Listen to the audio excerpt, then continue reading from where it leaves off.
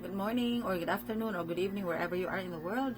So pag-usapan po natin ngayon ang tungkol sa pamimili ng ibang professed dog lovers or animal lovers.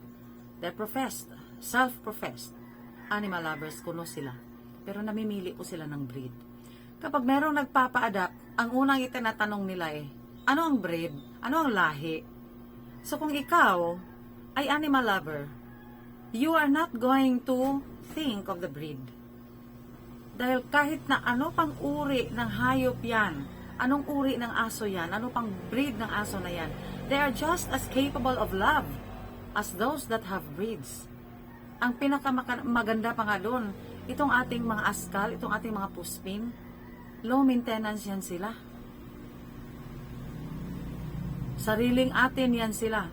So, parang dinudurog yung puso ko kasi nakikita ko ang daming mga yan bang for social status piniflex nila yung mga alaga nila na hybrid, tapos dinadaan-daanan lang nila yung mga tinatapon dyan sa lansangan, ginagalis, tapos sobrang payat, tapos na parang mga lasing na naglalakad dyan sa tabi ng kalsada, di wala nang makain.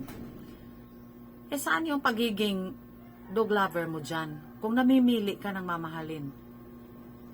So, kung talagang dog lover ka, kahit anong klase ng dog, mamahalin mo. Kaya may breed yan o wala. Kung talagang animal lover ka, huwag kang mamili ng breed. Instead na bumili ka ng aso, subukan mong gumala-gala dyan sa lansangan. Tingnan mo kung merong tuta dyan. Baka ikaw lang ang kailangan yan para mabago ang buhay. O baka yung tuta na yan ang magpapabago sa buhay mo.